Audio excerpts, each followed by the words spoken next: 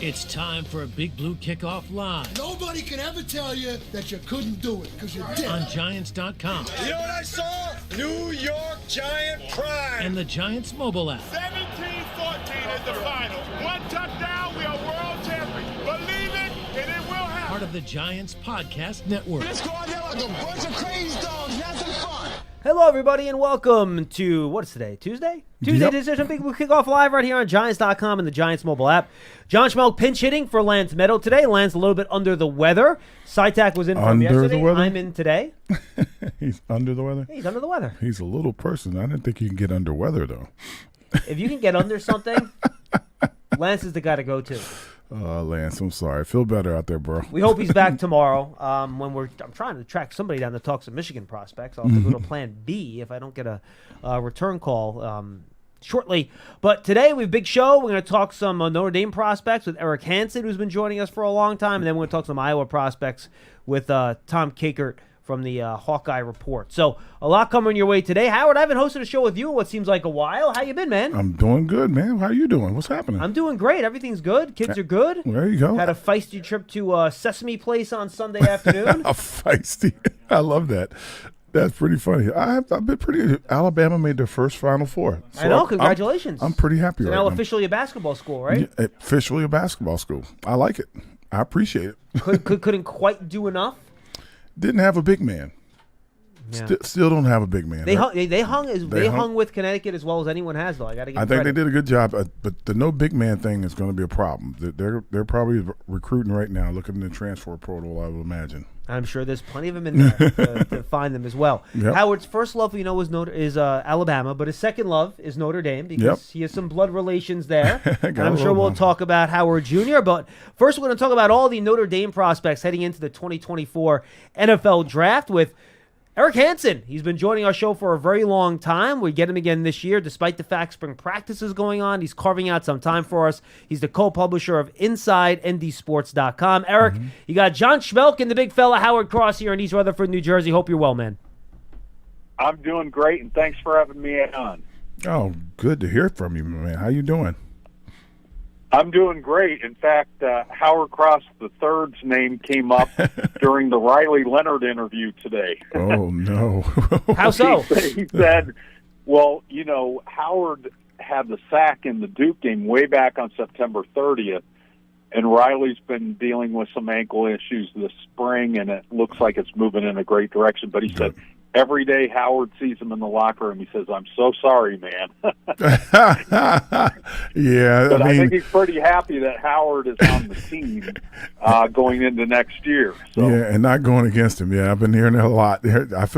I'm glad he's doing better because I was worried that that ankle injury was coming back on him, but glad he's doing better, and he's looking good, I heard, too. Howard said he's been walking around looking like he's doing pretty good. Well, Eric, you already brought up Howard Jr., so let me start there. He's give me, the third, by the way. Howard Cross the I'm third. junior. No, My bad. Little Howard the third. Oh, no. But he ain't so little anymore. Eric, talk about where he is. I know he could have came out this year heading into his what we think is going to be his final season at Notre Dame. This is his final season. Yeah, he's run out of this. He's exercising his COVID year, and he's redshirted. So this will be his sixth year, and they had four players, including Howard, who came back, that makes you really excited that a team that was fifth in the country in total defense last year, maybe even better this year. Riley Mills, who plays next to Howard, came back.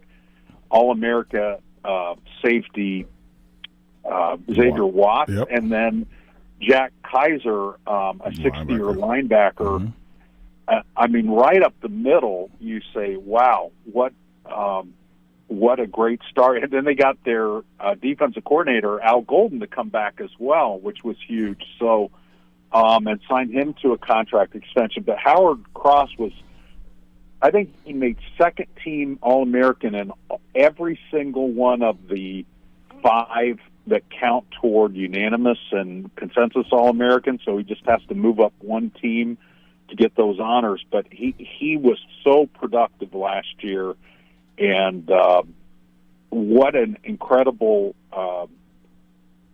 thing for Notre Dame to have him decide to return. I'm sure Howard can shed some light on what went into the decision, but I mean, it was, I mean, for all four of those guys to come back, and all four of them would have been drafted and will be drafted next year. Well, he really came back because Coach talked to him about, possibly getting his master's degree and being able to, kind of complete it in this last season. And he's like, really? Like, I'm that close. And he goes, do you think I would come back and get my master's? I'm like, if you go play in the league and you have a successful career, no, you're probably not going to go back for your master's. So he was like, really? Why not? I was like, you just won't be trying to go back to college. He's like, yeah. He's like, well, I'm like, I'm just giving you the best advice I can give you. I said, but if you want to go, get yourself ready for the draft. I will support you either way. He goes, I'd really like to get that master's. I'm like, I would really like for you to get it too. So that's what he's doing. Well, I can tell because I think he misses Wednesdays. It conflicts with the Wednesday practices, which, yeah. Notre Dame's an academic school. You guys don't let people out of class. Yeah. Yeah, you got to go to class. Yeah, but that's during practice. Yeah, no, that's not. Notre Dame's not Alabama now, where it's football first, and then they schedule your classes around the football practice. It's a little bit different. There's no like, yeah, you can go to practice today. We'll miss this class. Like, yeah, no, you go to class. That's it. Howard, why don't you lead us off with the big top prospect coming out of Notre Dame here? Tell me about Alt. How's he been, showing up? Still, is he working out there? Is he off somewhere working out at some of those workout places, getting ready for the draft, getting himself ready? Has he been around campuses all, or is he just totally into, I'm getting ready to get drafted, I'm getting ready for whoever I'm going to play for? He is totally into, I'm going to get drafted, and totally into who am I going to play for. He came back for Pro Day, though, in I think it was March 21st was the date for that, and he did work out for that, as did the other guys. But, I mean, wow. I mean, Notre Dame has produced so many really good offensive linemen. That's true. All time, but certainly in this last decade or so with, Zach Martin and Mike McGlinchey and Quentin Nelson and Ronnie Stanley. And, I mean, it just goes on and on. It's like every left tackle, Liam Eichenberg, and then Joe Alt is the latest and maybe the best in the lineage of left tackles. I don't know. I mean, it's going to be hard to hop over Zach Martin, who I think has made All-Pro every year as a guard in the NFL. But, yeah, I mean, Joe Alt came in as a, and Howard can speak to this with his own son. Howard III was a 3-star recruit. So was Joe Alt. And, I mean, these star systems don't always get it right. They don't always know how a player's going to develop. And Joe Alt, I mean, he was starting by the middle of his freshman year and has just gotten better and better. Yeah, and Eric, I want to follow. I'm sorry, can I follow up real quick? And I think it's important to note this. One of the reasons he was a 3-star recruit, I think, Eric, is that he wasn't an offensive tackle in high school. He did a little bit, but his dad wanted him to play tight end. So he comes into Notre Dame. I imagine he probably wasn't even close to 300 pounds, right? Can you talk about his development curve since he's gotten there, and how maybe there is still some really room for him to keep getting better since he doesn't have a ton of experience playing tackle? Yeah, he played tight end mostly in high school.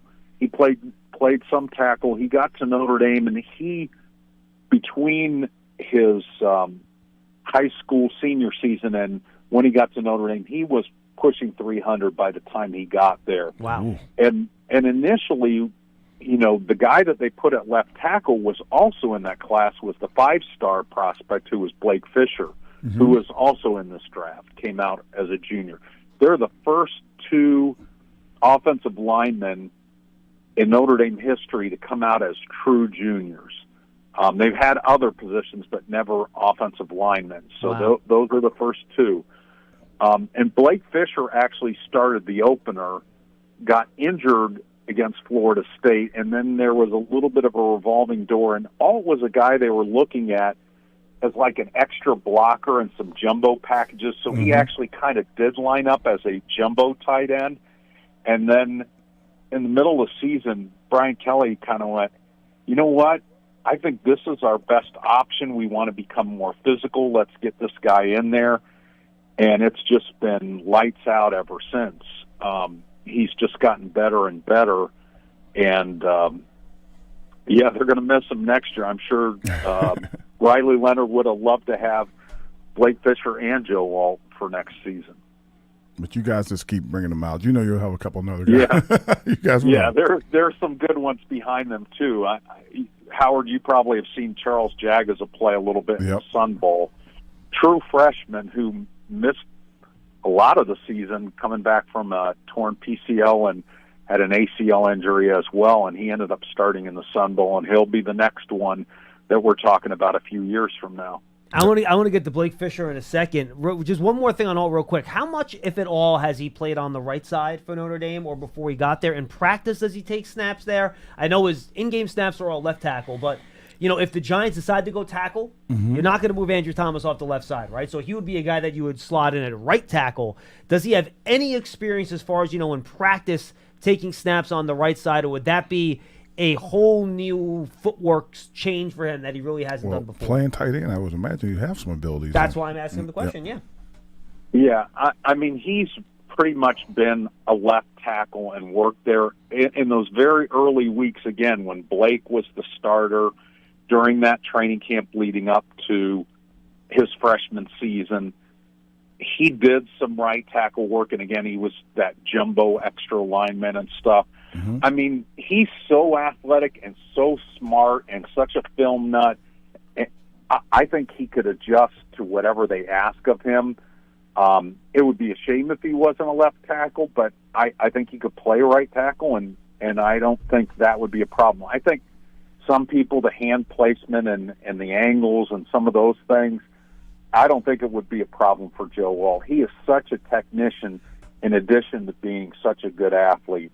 I don't think it will be a problem, but very little experience there.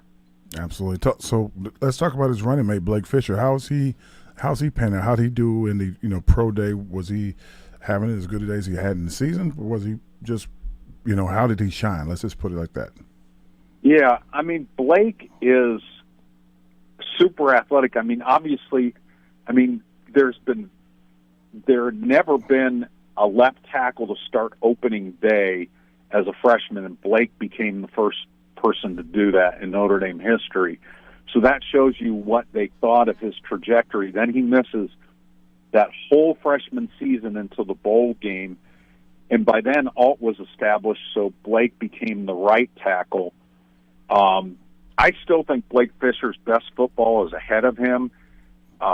He's a really good athlete. He's not as long as Joe. I mean, Joe is every bit 6'8", and Blake is 6'5". But I think he's got a great future ahead of him. I think had he come back to Notre Dame, he would have probably been a first-rounder in the next draft. I think he'll still be a second-day pick and a pretty good value just based on his athleticism, his work ethic. And, again, he's just coming into his own, having missed that whole freshman year. So he's got 2 years of playing at college. Howard, I know you're a big fan of Audric Estime, so why don't you touch on what you want to do with him with Eric? Now, tell me, I know that they're talking about his 40 time or how elusive he is. I've watched him since high school. He and Howard were teammates in high school. No one really catches him from behind. They might have an angle to catch him, but no one really runs him down. So he's a big guy that gets out quick. He has good hands. People don't realize that as well. He can catch the ball. How do you see him making it in this next level? There's something inside of Audric that propels him, and I think whatever challenge is going to be put in front of him, and Howard, you probably know the story. His mom passed away when I think he was 10, and from sickle cell disease, and his aunt and uncle raised him, not married aunt and uncle, a sister and a brother of the mom. Oh, wow. Raised him, 2 different households. And a lot of people would never get over that, and he uses his mom as inspiration, and, he's been through a lot. And even when he was at Notre Dame his freshman year, Logan Diggs was another freshman, was ahead of him. He barely played his freshman year. Yep. And he just made himself into a 1,000-yard rusher. He kind of willed himself. And if you've ever seen him modeling shirts, it's like, oh, my goodness. I mean, he's a big guy. That 40 time at the Combine, he certainly was able to knock that down some at the Pro Day. But you're right. I mean, he runs a lot faster than what the stopwatch says, and just the power that he runs with. And he's just so much more versatile. Every year he's added to his game in terms of new skills and so forth, and he's just so driven. I see that continuing. So I really like Audric's potential at the NFL level. All right, let's hit a few more defensive guys here, Eric, before we say goodbye. I know you got a lot going on today, so we don't want to hold you for too long. Cam Hart, the cornerback, big kid, 6'3", over 200 pounds. I watched him down at the Senior Bowl in Mobile. I was pretty impressed. Where do you think he fits in best here? Is he a press man guy to you? Is he a guy that you want watching the quarterback in zone to use his length? Where do you think he's going to fit in best in a defensive scheme in the NFL? I think he hit a lot of places. I mean, there's not a lot of 6'3" cornerbacks with that kind of length and that kind of speed. I mean, he's in Notre Dame scheme, he was their field cornerback, which I know in the NFL it's not as much difference between corners on the sides because the hash marks are different. But, I mean, he could run when there was a lot of field to cover. He could run with those guys, and he had the speed. So he can press. He can play in zone. He can do all that. I mean, with Cam, the issue, and he came to Notre Dame as a wide receiver, and they flipped him to defense, is just staying healthy. He's had a lot of shoulder surgeries. And if he's healthy on the pro level, you're going to see something special. He has really great physical gifts. Again, another guy that's been through a lot in his life and has come out the right side. But, I think if anything holds him down in the draft, it's the medical history with all the shoulder surgeries on both shoulders. Wow, that's crazy. Tell me about Leo Fowle and Baptiste, how they're going to do on the next level, linebacker and defensive end. Yeah, and Eric, why don't you throw J.D. Bertrand into that too, because he's also a linebacker, so you can hit on all three. Right. So Javonte came from Ohio State, where he was more of a niche player. He was a pass rusher for them, came in on some third downs and rotated in. And he came to Notre Dame and became a complete defensive end. From about the Ohio State game on, which was, I think, game 4, he was one of the best 5 players on the team. And he just changed the trajectory of his future by how he rounded out his game. So I don't know that he's going to get drafted as high as, what he would like, but I think, again, he'll be a steal because I think his best football is still ahead of him, but he accomplished so much. Marist is a real difficult guy to figure out. I was convinced a couple of years ago that Marist Liufau was ready to be Notre Dame's breakout star in defense, and he was coming off of a year where he missed the whole year with a pretty serious lower leg injury that he had suffered in preseason, and he never was quite as consistent, never quite as explosive, and even this year he got better. So he has all the physical tools. It's whether he can put it all together at the next level. J.D. Bertrand is kind of the opposite. J.D. does everything right. He's not as athletic as Marist is, but he gains like half a step because his instincts are so good. He just knows everything about how to play football on defense, and he's a guy a lot of people wrote off. And I mean, again, a lot of these guys we're talking about were 3-star guys come out of high school. J.D. was too. He's actually initially verbally committed to Georgia and then ended up at Notre Dame, but I mean, if nothing else, he'll be a special teams player and a guy that makes a roster. But Leofau, I mean, it could go either way. He could be out of the NFL very quickly, or he could be like, we always knew he was really good. All right, Eric, final question. I always like to ask everybody, because you guys are around the team and the program a lot closer than we are. Anyone that we're not talking about that you think we should be in terms of guys hitting the draft circuit here from Notre Dame? I think we've hit everybody because, again, the guys, I mean, they would have had a much bigger draft class had those 4 defensive players come out, and none of them did. Those 4 extras, so we'll be talking about them next year. But no, I think we hit on all. I mean, they have a kicker that has a chance to make a team just because he's got a really long leg. He's got the school record for longest field goal, and they have a long snapper in Michael Vincent, who I'm sure Howard's familiar with. Yeah, who will probably make a squad too because he's really, really good at it. But I think we've hit on all the guys that I think have a chance. There was one guy that performed really well at Pro Day that did not get invited to the Combine, and that was Thomas Harper, who was Notre Dame's nickel. He was a grad transfer from Oklahoma State. I mean, he tested very well, so somebody might really like him. He did a good job in that defense as a nickel. Eric, great stuff, my friend. Tell the folks anything you want to know about what you're up to. I am at InsideNDSports.com. We're part of the Rivals Network, and check us out. We also have a YouTube show we'll be on tonight from 7 to 8. We talk football live, or you can watch it any time. It's called Football Never Sleeps. and it doesn't, Eric. Trust me. We appreciate the time, Eric. Eric Hansen, we appreciate the time, my friend. We'll talk to you soon. John and Howard, thanks for having me on. Always a pleasure, my friend. Eric's been joining us. He's one of our longest tenured beat reporters here in college football. So always good to hear from Eric. We're going to try to squeeze in some calls here, folks. We have 7 minutes, so get on the line, 201-939-4513. 201-939-4513. Pearson has to go cry in his soup because he just watched the Eagles beat the Patriots in Super Bowl 52. Hi, Pearson. Don's going to be in for him as we take it the rest of the way. I was expecting some kind of response from him, but I got nothing. He didn't hit on Hartman. I thought he may have said something about Sam.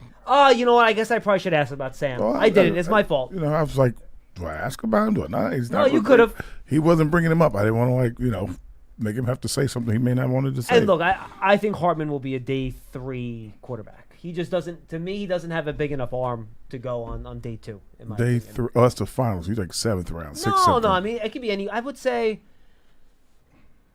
I think he could be a 5th round pick. 5th or 6th. Okay. I think 5th or 6th. Interesting. It's a very shallow draft, Howard. For quarterbacks. For everybody.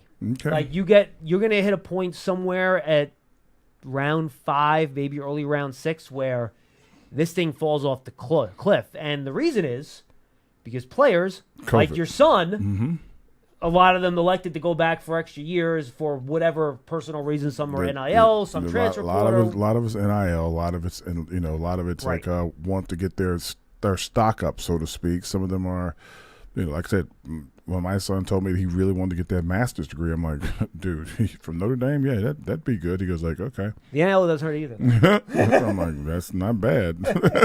It's not bad. Everybody, thanks for joining us. Let's go to Bobby in Vermont. We'll try to squeeze in 1 or 2 calls here. Bobby, what's up?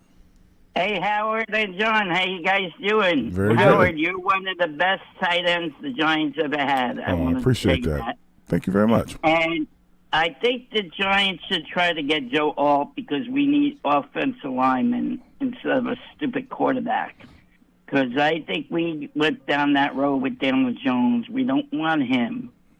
And I think the offensive linemen are better. Can I tell you one story about the Giants? Yeah, Bobby, real quick before your story, would you be okay if they picked a wide receiver? Oh, yeah. We would talk. They talked about the guy from Michigan, right?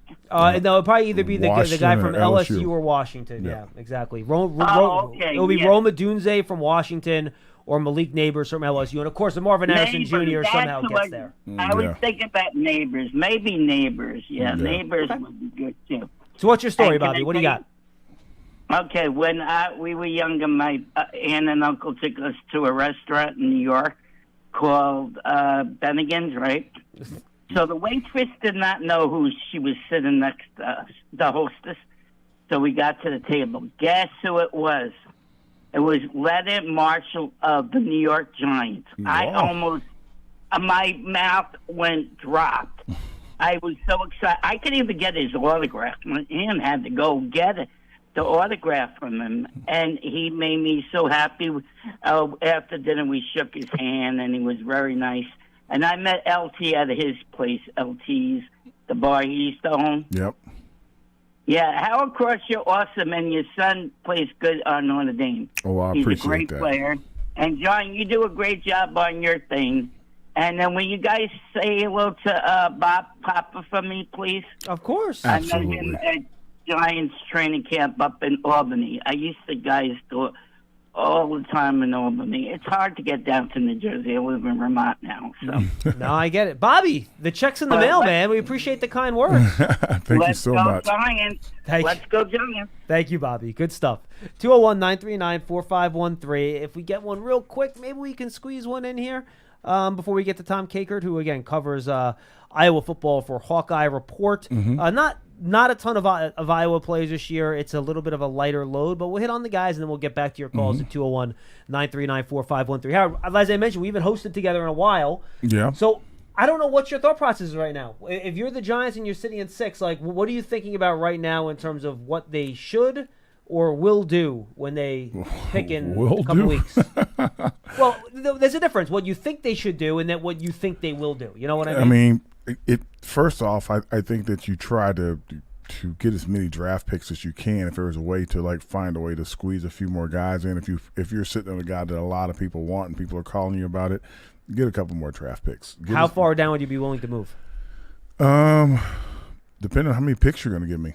Okay. Right? So you'll be willing to go into the teens then. Yeah. If you got the right amount of picks. If you got like a first. Maybe a first and a third or a first and a second, if you can get a couple of picks for that one guy, then yeah, that's what you do. You try and find as many of those guys. You just try to find as many of those guys as you can. If you're not going to do that, you take the best player, and I think it probably was going to be a receiver. But stranger things happen. Like they might kick one or two of the quarterbacks down. You may have to make a decision. Marvin Harrison. That would be your trade down, right? If one of the quarterbacks get to 6, and maybe you're the Giants, and he's not the guy you love, and the guy you think can be the guy. That's where the opportunity is. But you make him sound like he's the guy you love. Well, of course you do, absolutely, and that's why the Giants are not going to put it out there picking 6th in the next couple of weeks. I'd be shocked if we saw it leaked, and we haven't seen anything even remotely reported about which one of these quarterbacks the Giants like. Yeah, and not really. That they say like a couple of receivers. They've been talking them up a little bit to try to make other people look at them as well. So which one do you like? Other 3 receivers? Well, of course you take Harrison if he was available, even though he didn't run or do anything.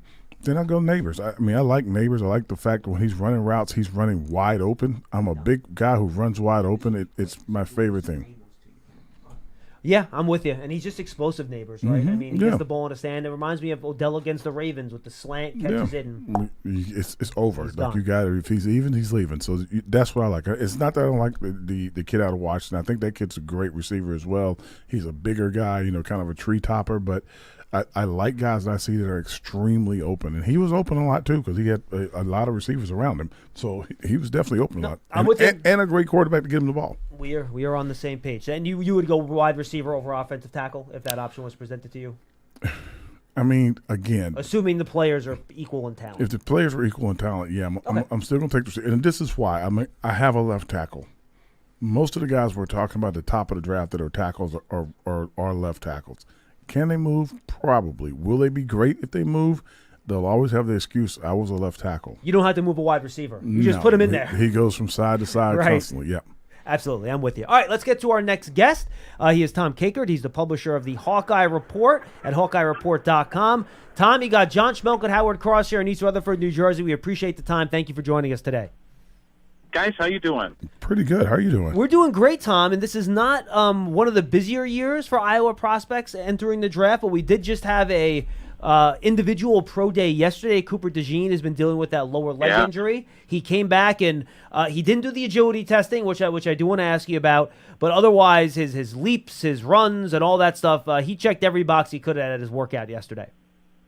Yeah, by all accounts, talking to some people in Iowa City today, too, they said he just looked tremendous and looked like Cooper DeJean. And I think the interesting thing with him, and you guys already have a Hawkeye on your team in the defensive backfield, and Dane Dalton. Yep. But is Cooper going to end up being a corner? Is he going to be the next Jason Sehorn? Or is he going to end up being kind of more of a nickel kind of safety, kind of hybrid position in the NFL? Well, what do you think? I'm leaning towards more of the hybrid. I really am. I think he's kind of that slot, and because he's bigger, more physical. I don't know if he's going to end up being a corner. It's sort of like Desmond King was a great corner at Iowa. He's had a really good, solid career in the NFL. Most recently with the Texans, but he's been more safety, kind of nickel, hybrid kind of position than he's been a true corner. Well, he was a true corner and a darn good one at Iowa. I mean, he won the Thorpe Award playing corner at Iowa his junior year. So, it's going to be interesting to see where Cooper gets kind of slotted. But I think late first round is probably where he's going to land. And just to follow up, you mentioned the corner safety thing. I think that's why some people were a little disappointed we didn't see that agility testing from Cooper DeJean, because I think if there's one consistent criticism I've seen, Tom, on his athleticism is that he might be a little stiff in the hips where he can't change direction quite as well, and that's why I think some people might think he winds up at safety. For me, I draft him, I put him at corner, let him fail out of corner before you move him to safety. You know what I mean? See if he can do it. But is that something you even saw on tape when you watched the games this year, that maybe that change of direction, that hip tightness could be an issue? Yeah, I think so. And, initially, because we cover recruiting, so when he was recruited to Iowa, everyone thought he was going to be a safety. Either free or strong. Didn't really know, but that's kind of where he was penciled at. And then they had some injuries at cornerback his true freshman year, and they just sort of threw him out there, and guess what? He's pretty good. So he just, he's just one of those kids that I don't care where you put him, he's going to make plays, and he's a great, I'll emphasize, great punt returner. Wow, so, that'll be big for him right there. So that's that other skill set that he's just one of those guys that the natural instincts are just off the charts. He's a great football player. Well, the great thing about him, despite the tight hips, he has great ball skills. He really knows how to track the football. When he gets his hands on him, he usually he's just either knocking them down to make sure nobody can get to him or catching them, and he catches a lot of them. So, as a cornerback, when you're doing interceptions and able to make plays on balls like that kind of, no matter what they're saying about you, that raises everybody's eyes up really high and say like, interesting. Let me give him a second look. So yeah, I like it from that aspect. Yeah, and look, and I'm sorry. I'm going to go ahead, Tom. Go ahead. No, go ahead. Go ahead. No. Please answer. Go ahead. No, he's really just. You're right about the ball skills. That's one of the things that just stuck out. He was an Army All-American Bowl participant, and he's from a town in Iowa, northwest Iowa, where the population is about 900 people. So he's just. He just played a small level of football, and a lot of those kids just fly under the radar, and you don't get discovered. But he certainly did, and he's just an electric football player. I mean, just makes plays in the biggest moments. He's going to rise up and make a play. Yeah, and I wonder if he might be involved with the new kick return rule. You can get him in there in the return game in the NFL. And Howard, what I would do, if you wanted to do while we're sitting here, do a Google search of Cooper DeJean dunks. Oh, I saw him. I him. I was looking him up. He was a little hooper now. He was a little hooper. I was like, dang, how tall is that guy? He was jacking guys up. I appreciate that part of this game. He looks good. So we know. So like I said, very athletic. Like the one criticism, the knock, the hips. Don't know how bad that was going to stand against him because if he's a good returner, he has good ball skills, he has great hands, and he got a little speed, there's going to be a lot he can do in the league. Yep. Now, you got a couple other guys that you think might get drafted as well.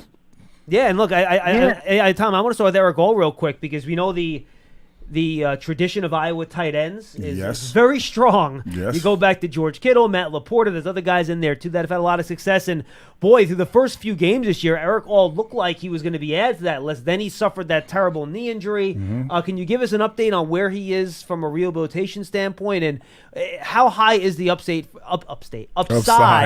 for a guy like Eric All when he finally does get healthy? Yeah, and we only saw him for 1 year at Iowa, and really it was like 6 games because he transferred in from Michigan. He was a teammate of Cade McNamara and came with Cade to University of Iowa, and boy, he moves so well. He almost seems kind of undersized. He was like kind of like a hybrid wide receiver / tight end. Mm-hmm. Not a great blocker. I didn't think, but really moves well in the pass game and able to catch the football. And then, unfortunately, tore his ACL in the Wisconsin game and really kind of a gruesome hit to his knee that ended his season. He did not run at the combine, didn't do anything at the combine. I think he's one of those guys that if you draft him, it's almost like you're stashing him for a year and you're just going to kind of let him, if he helps you in the second half of the year, great. Mm-hmm. But otherwise, it's sort of like one of those guys where it's almost like you're redshirting him. Yep. But there's a dividend that you're going to get a guy that was probably, if he had stayed healthy and finished up the season playing at the level he was, he's probably a second, third round pick, probably third round, I would say. Okay. And now you draft him in the 5th, 6th, 7th round. And you stash them for a year, and you're getting some good value if you've got a need at the tight end position down the road. That's true. Tell us about Logan Lee then. He's your last guy on your list. I loved him in Frisco, by the way. I thought he was at the Shrine game, and I thought he was very explosive down there. Yeah, one of my favorite people, Logan Lee. He's from my home area, so just known him for a long time, and he came to Iowa as potentially being a tight end. And then they, but he's just, he put on the weight. He was like 240 pounds when he came in. Now he's probably, 280, 290. Hard working, comes from a farm community. So just kind of got those values to him where it's just hard work every day. You don't have to ever worry about this kid. He's no problems. Probably going to be a little undersized at tackle, but a pretty good athlete from my perspective. Probably not a starter where you're playing heavy snaps, but he's going to give you 20 snaps a game at a really high level, and you're not going to see a total collapse or fallback in your group. So he's a guy that third day, take him and you can plug him in, and he's going to help you in every way possible. He'll help you on PATs, kicks, field goals, that sort of stuff too. So he's going to help you in a lot of different ways. There's one other guy that we should mention. Yeah. Because Iowa has the best punter in the country in Tory Taylor, and I don't know if the Giants need a punter, but if they do, we got this Aussie guy that was the Ray Guy Award winner who I think is going to get drafted. Wow. So what did he average? He was like 45 a punt. Just huge hang time. I would guess, Iowa's offense was not good last year. I don't know if you guys were aware of that, but it was really not good at all. So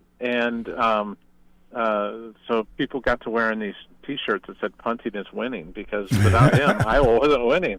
And he was just dropping balls inside the 20, inside the 10, angling things.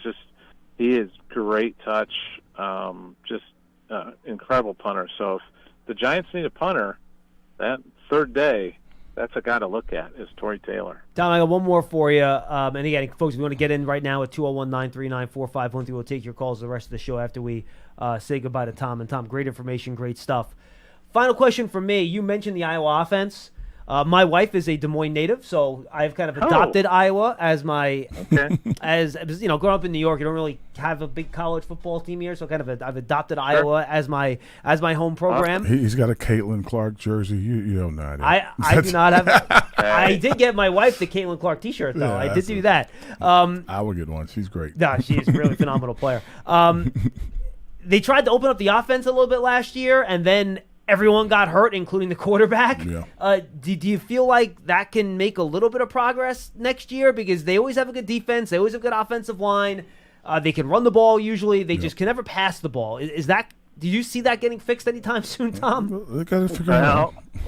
Fingers are crossed, and they have a new offensive coordinator, Tim Lester, who was kind of like a quality control guy, but studying other opposing defenses up in Green Bay. He was the Western Michigan coach for several years, and was working for Matt LaFleur this past year, kind of prepping his defenses. So he's coming in to run the offense, and we just got done actually talking to some of the defensive players, and they're just raving about the offense and how more explosive it is and how much better it is, and so we'll see. Proof will be in the pudding. I'm going to be skeptical until I see him dropping 30 on the board every week. Then I'll be a believer in the Iowa offense. But it's always going to be kind of a Kirk Ferentz offense, which means it's going to be a very methodical pro style offense, and that's kind of just his mode of operation, and it's served him well over the years, so you can't really complain too much about it. By the way, I should mention the Giants just hired one of Kirk's sons to be their assistant offensive line coach. Oh, yeah? Can you tell us a little bit about him, Tom? Do you have any insight on him? Who did they hire, Steve? Now I'm hold on. I believe it was the one that played in the league. Senior league. James. Yes. James Ferentz. Yes. Okay, yeah, James is awesome. He's a really good guy and a great technician. He was a really good center for Iowa. Stunk around in the league. He will be the first to tell you, had no business sticking in the league for 10 years. he just, I saw him last summer, and I said, he's still sticking around. And he goes, they haven't told me to leave yet, so I'm going to awesome. I'm going to keep showing up until they tell me to leave. So, he's terrific, and he'll really help. He's a good teacher of the game. Yeah, we're looking forward to having him here. Tom, awesome stuff, my friend. Tell the folks where they can find all your great Iowa coverage. Yeah, go to HawkeyeReport.com. We're part of the On3 network, and stop by. We're just got a lot of stuff, and we'll be covering the draft too. So that's awesome. Well, we look forward to seeing it, Tom. We always know Iowa players when they come into the pros. They're smart, they're tough, and they know how to play in a pro system. So teams know what they're getting when they get Iowa players, and I think the track record is actually pretty strong when you draft those Iowa players from Kirk Ferentz's system. Yep, absolutely. Appreciate the time, my friend. Hey, thanks, guys. That's Tom Kakert. Go again, check out his stuff at HawkeyeReport.com. They're opening up the offense. Boy, they're going to shock a lot of people if they do that in Iowa. I was going to joke with them. They have to show off their offense against their new natural rivals, USC and UCLA, out there in the Big Ten West. It's better to talk about Caitlin than talk about that. Don't do that. Are those the only? Did they end up adding Washington and Oregon too? I think they're about to. I think basically almost everybody left, except for like Arizona and. Well, Arizona State went to the Big 12, right? Or Arizona went to the Big 12, or both of them maybe. I don't know. They tore their conference. I can't keep track of this anymore. Yeah, they chase those TV deals, man. Did Stanford go anywhere? No. I have no idea. No. Dom, look that up. Can you find out where all the Pac-12 teams went? I have no idea. They used to be Pac-12? Yes, exactly. All right, 201-939-4513. Let's go to my OG Steve in D.C. He wants to talk some draft. Steve-O, what's up, buddy? Steve? What's going on, Johnny? How you doing? We're good, man. How are you? Long time no speak. I'm doing well. Peace to you, Howard, man. Appreciate everything you've done for my G, man. Much respect to you and much love as well. Thank you so much. Listen, man, I'm a little worn out. Charlie and I, we communicate on a daily.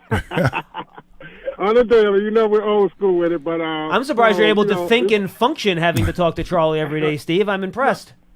Listen, that's my ace, man. I love Charlie. You know that. I just tease him. Listen. it's wearing thin on us. We're arguing, we're fighting, we're talking all the possibilities. And I'm just going to tell you this, John, I respect everyone's perspective when it comes to this quarterbacks. I'm pro quarterback at this. Let me just make it clear. I'm pro quarterback. Okay. For many, many reasons. I mean, so I would just simply say this. And Steve, believe it or not, despite what people on Twitter will tell you, I'm actually extremely open to picking the quarterback. I just want it to be the right one. You know what I'm saying? I hear what you're saying, John, but I tell you this, and I know I've watched all your interviews. I don't care if it's Kurt Warner. I watched.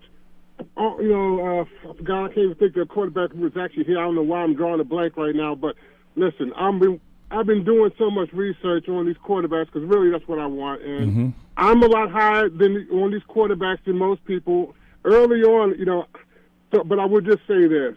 I mean, every pick you take is going to have its pros, its cons, its risk, and its rewards. Absolutely. And I'll just tell you, I understand the fact that that Michael Penix was injured, a few, more than once on both his rotators, whatever, but it was 2 years ago.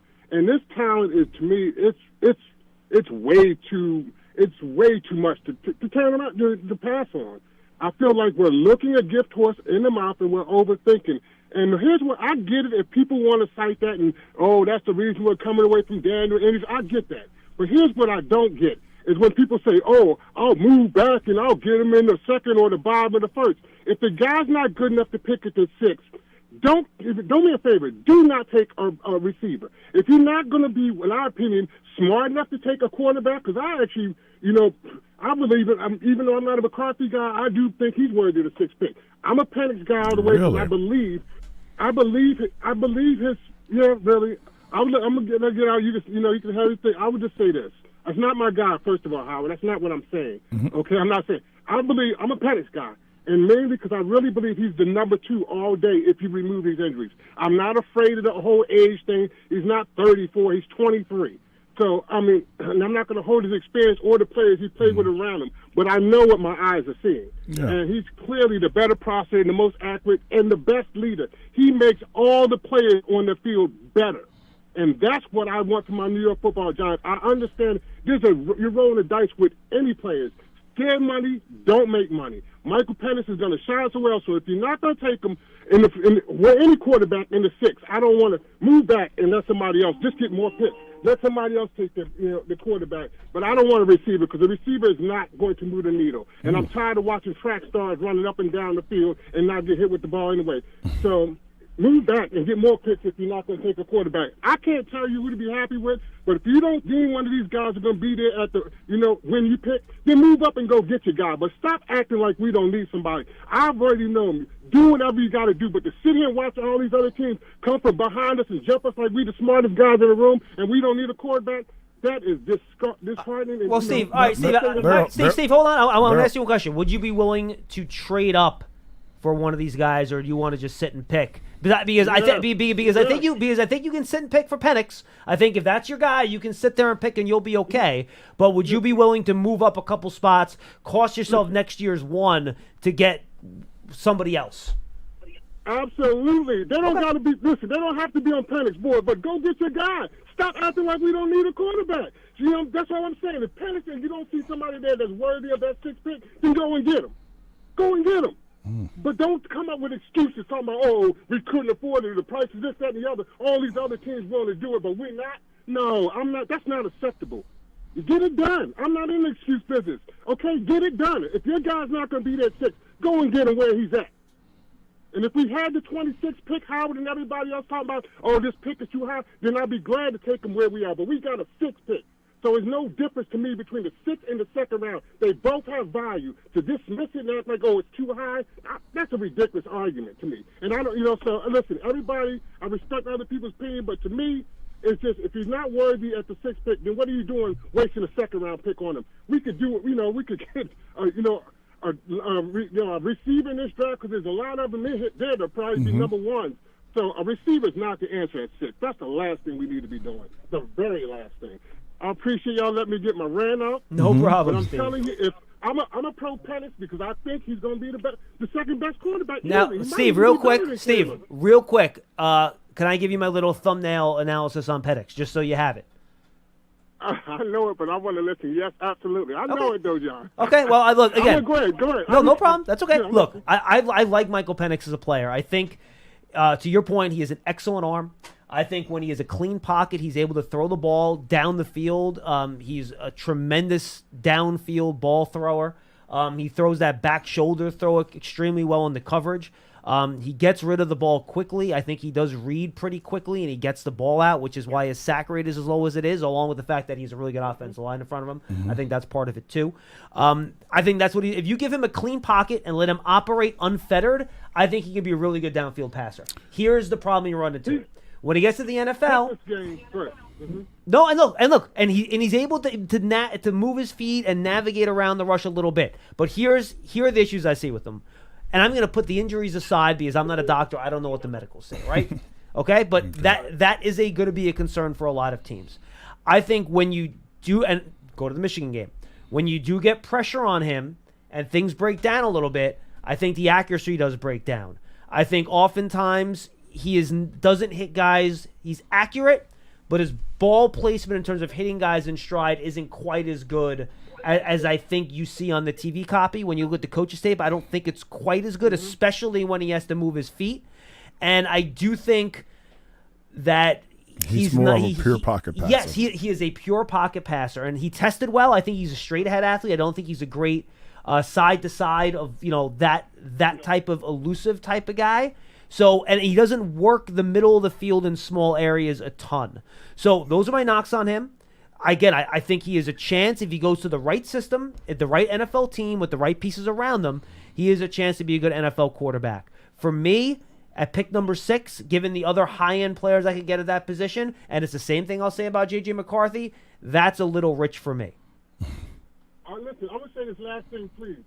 Just like Kurt Warner told you, first of all, they all got flaws, John. Don't act. You say that like he can't be fixed. Of course. He got the worst. He got the worst mechanics out of all of them, and he scares me in the green zone. So let's not even talk about how inaccurate and sporadic he gets. And so he's had plenty of time to clear that up. Oh no! So, listen, see, first of all, Drake May is a redshirt sophomore. Okay, first of all, he hasn't played a lot of football, and he played with an offensive line and a group of wide receivers that wouldn't even see the field in Washington. They wouldn't even see the field compared to the talent Penix had around him in Washington. You can't control who you play with, but I can sit here and talk about the competition level. Listen, John, I will break Drake May down into, but believe me, just like I forget who's a man whose brother plays for the Raiders, who used to play for us. I don't even know why I can't think of it. The quarterback used to play for us. His brother played for the Raiders. David Carr. David Carr. Yeah. He watches breakdown. Here's the thing. He said to me, they don't even really belong on the same field as Michael Penix, skill-wise. His processing is elite. But listen, I appreciate all the time you gave me. I don't want to say nothing else because I'm afraid I'm going to get cut out before I can articulate other You're all good, Steve. Thank you very much. That was a very good call. Thank you, Steve. Good call. So I'm not opposed to picking quarterback that high. I'm not for picking quarterback that high. I say pick the best player that's available. If you need to move up, you have to be really sold on who you're moving up to get. And that's just not anything. Yep. You just got to be like super sold, like, hey, look, what am I going to give up to get somebody that I think is going to be a game changer at the moment and doesn't need 100% protection maybe. Because that's what a quarterback's going to be basically in our division and in the league in general. You can't just sit back there and take sips of coffee. You're going to have to deal with pressure. Like I said, I've said in the past, like there are quarterbacks out there that you can get later. I think the kid from Florida State that people aren't thinking about that was right up there for the Heisman. Like he was really talented. Hurt his knee.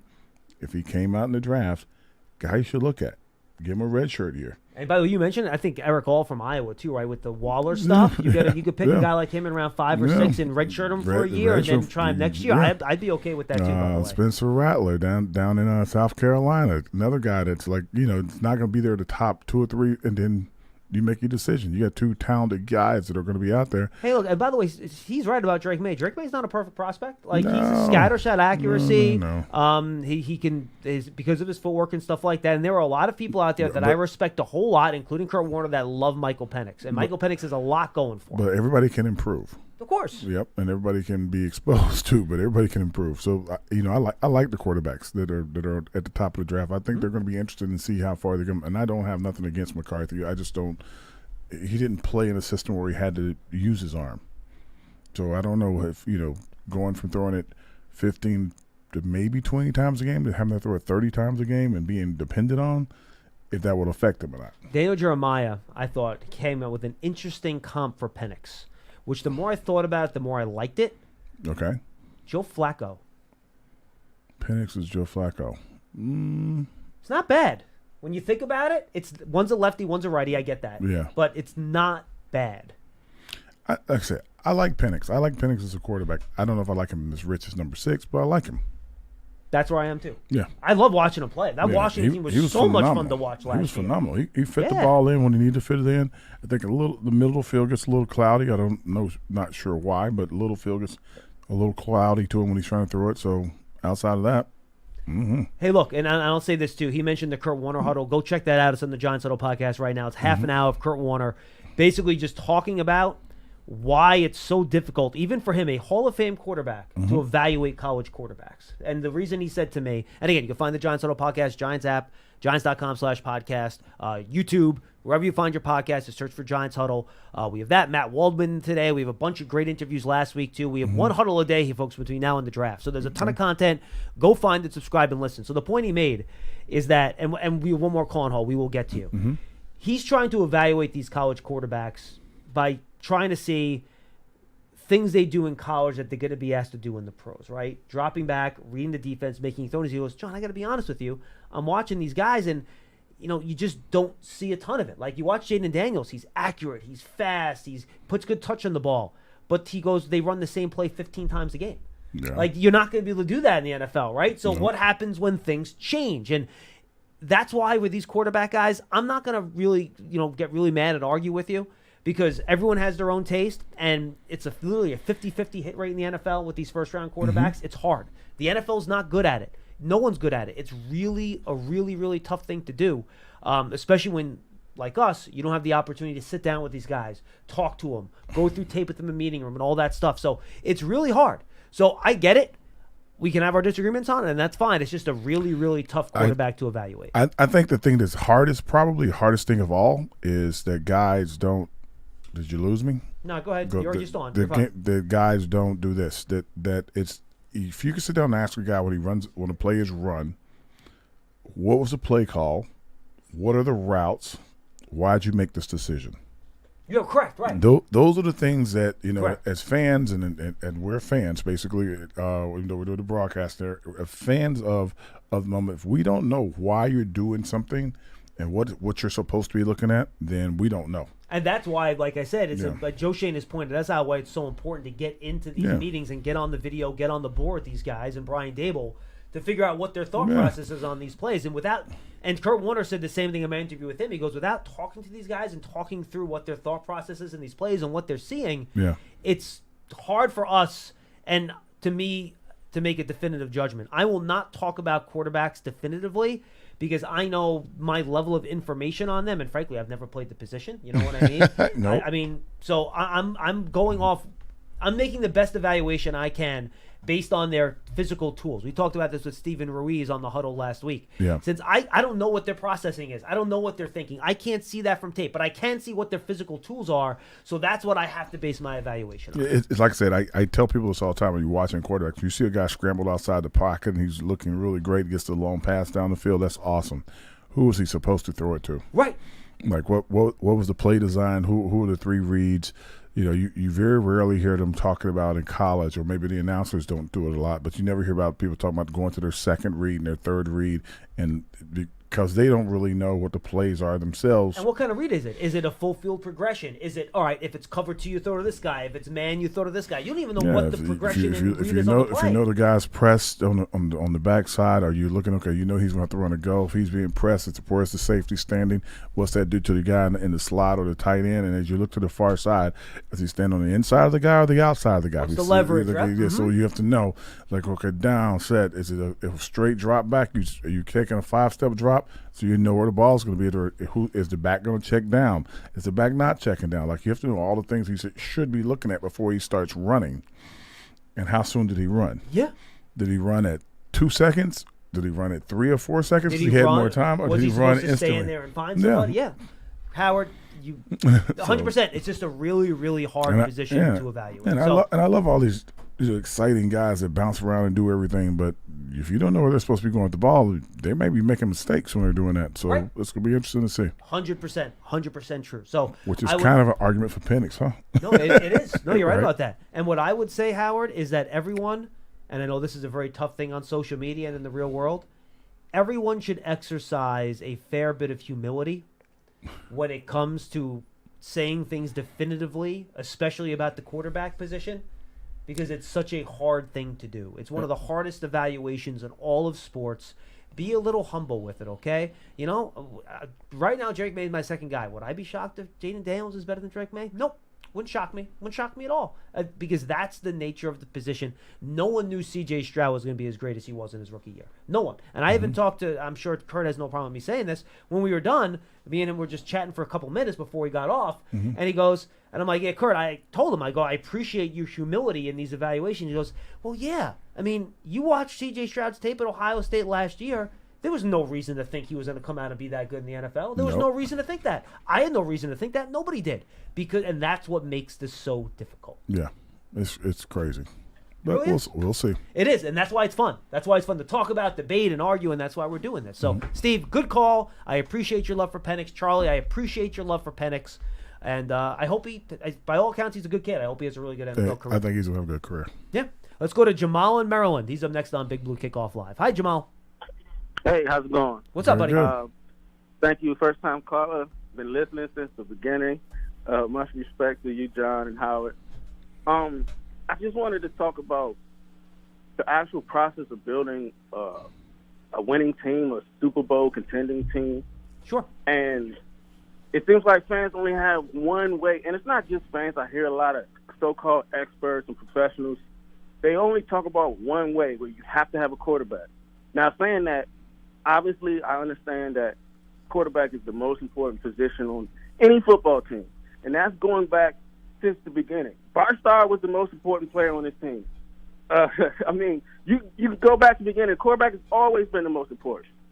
But what I see with my eyes, what I see every year, it's the best team that wins the Super Bowl. You go back the last 3 Super Bowl teams that won a Super Bowl. They had a good Jamal, I hear you, dude, but they also had Patrick Mahomes, Matthew Stafford, and Tom Brady. Oh, okay, I'm about to get to that. I'm about to get to that. Yeah, go ahead. Okay, before the Chiefs get Patrick Mahomes, weren't they in the playoffs? Yeah, but they had a good. They had a good team. Correct. And then they went and they got their guy. Mm-hmm. If you look at the Philadelphia Eagles, they went up and they got Carson Wentz. You look at that roster; they had a good team. All right, let's go to the Rams, because they did it a completely unconventional way. They went through free agency and they pieced together a Super Bowl team. They didn't get it done with Jared Goff. Then they went and got their guy. It was a trade. It was a trade, right? It was a trade. Exactly. I said that's unconventional, but they built the team first. If you look at San Francisco built it, and they had Jimmy G. Everybody thought Jimmy G was a top 10 guy. I'm screaming from the top of my lungs. He's not. Yeah, it is hard though, really Jamal. I totally get what you're saying, but it is hard once you build the team and you're a good team to find a great quarterback, because so often these quarterbacks come with top 5 picks. A lot of these guys aren't. Nick Foles wasn't a great quarterback. Stafford was drafted top 10. He's a really, really good quarterback. Is he Mahomes? Is he great? No, but but he is a guy that when he's on is a top 5 quarterback. Yeah, that's fair. But what did that do for Detroit? I respect what you're saying. I do. Hold on, but what did they do for Detroit? He was the guy. He's a franchise quarterback, and they did not win. No, Jamal, if you have a bad team but a good quarterback, you're not going to win. That's my point. No, you're right about that. That's my point. But guys are trying. All these guys are trying to build teams, right? And I understand it. It doesn't look that way. It doesn't look like that. Look at Carolina. Look at what Carolina did last year. Okay. They sold the whole team just to get a quarterback. But they thought, and now we're shocked that they're horrible. But I'm telling you, a lot of teams are trying to build good teams. Now, the reason why they do it the way they're doing it, if you think about it, is this: you need a quarterback on a 5-year deal as a rookie. If you have the quarterback on his 5-year deal as a rookie and be able to get him in this extension before you have to give him the extension, give him his, what's it, the 6-year option or 5th-year option, yeah. 5th-year option, then you can build your team around him. Right, because you have so much more money because you have more capital to spend. That's a great point. That sounds really good in theory, but how many times has that actually worked? And it worked with Patrick Mahomes. That's one. That's one. But they already had a playoff team. Just hold on. They worked with Patrick Mahomes. It worked with Baltimore. The Ravens got very far with Lamar. Went really far. It worked with Tom Brady. They didn't win the Super Bowl. It worked with Tom Brady for 1,000 years in New England. It works all the time. Tom Brady was on a really good team. And Tom Brady was but that's the point, Jamal. You can build a really good team if the quarterback's on a rookie deal. It takes time to build all these guys up because the moment they all get this, just what just happened to Philadelphia, your cupboard is not bare, but you lose a lot of guys the moment that you start having to pay your quarterback and some other guys. Jamal, just to wrap this up because we're a little bit over. So I guess your point you're trying to make is build the team first. Giants aren't ready for the quarterback yet.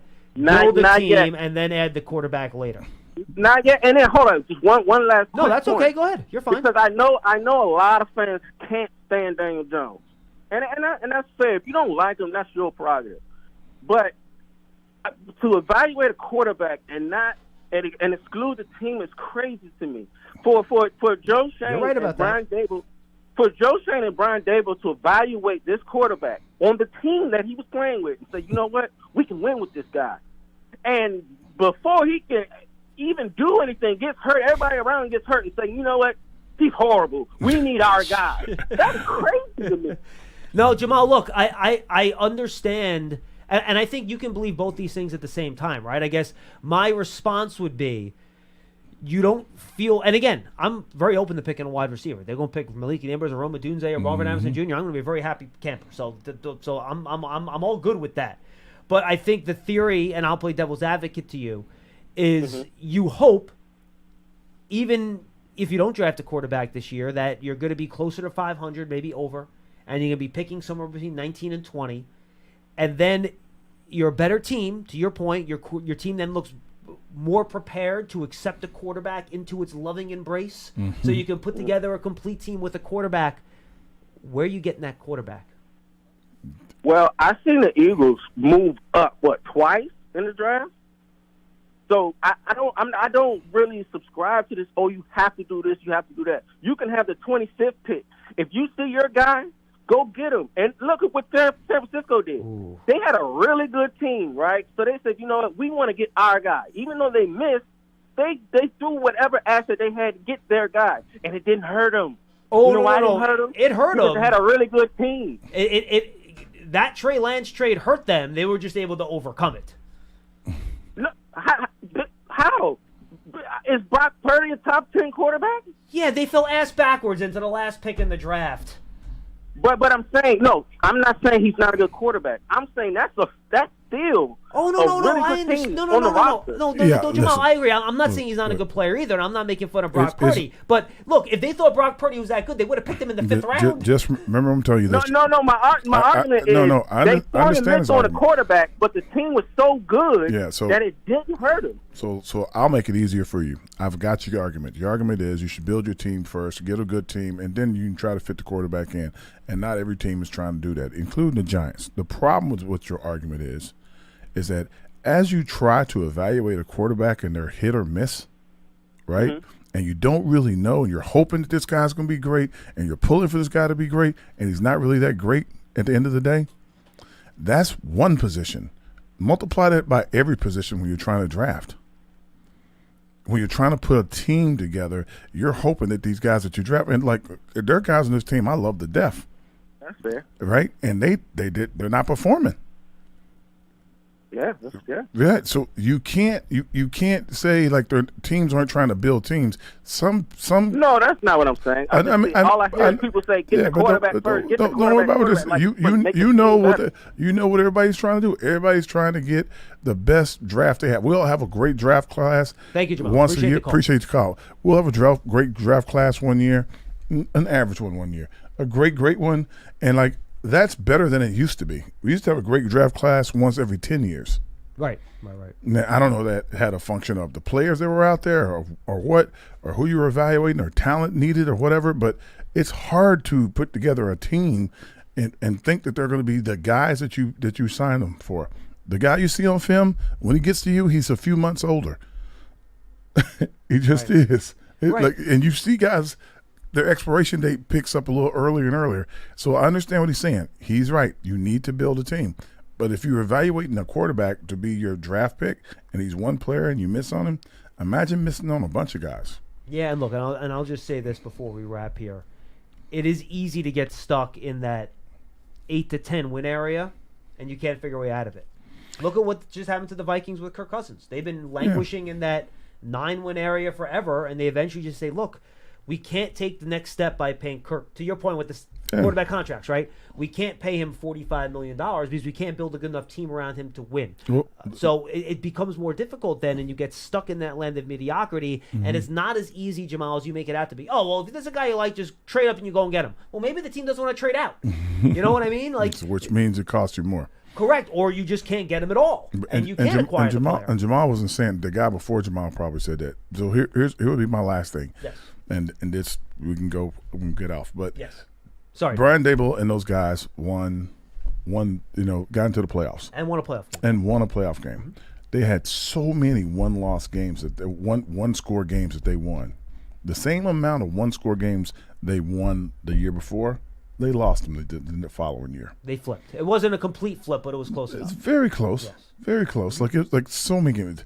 The Jets game, the Bills game, you just keep tapping them, and like they were just one score, one play here, one play there, different scenario. All of a sudden, the Giants are in the playoffs again.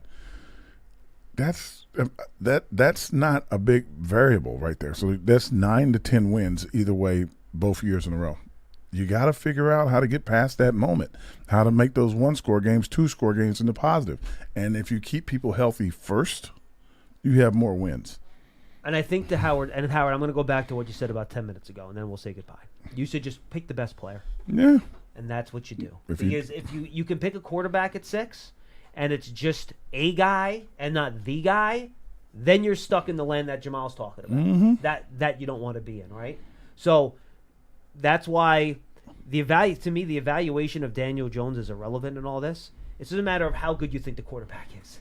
If you think the quarterback can be special, by all means, pull the trigger. If you don't think the quarterback is going to be special, then pick the player you do think is going to be special at a different position. Yeah. And that's kind of the way I look at it. I like the kids that are coming out. I like the kids that are coming out of quarterback. I appreciate all of them, but I don't think any of them could play behind the team if we don't have a team for them to play behind. No, that's true too. That's it. And especially if you have to go and move up to get one of these guys and you're trading other picks, then you can't fill out the rest of your roster too. It makes it even harder. There was a famous NFL commercial at one time when Carr was a quarterback at the Texans, and he was like, "Yep, you get the number 1 pick in the draft, and your season's supposed to look great." And he's standing there taking a snap from nobody. There's no one in front of him.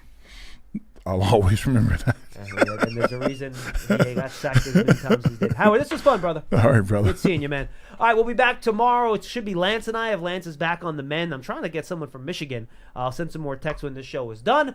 We'll be on talking Big Blue football with you right here on Big Blue Kickoff Live on Wednesday at 12:30. It's all brought to you by Cadillac, the official luxury vehicle of the New York Football Giants. For Howard Cross, I'm John Schmeelk. We'll see you next time, everybody.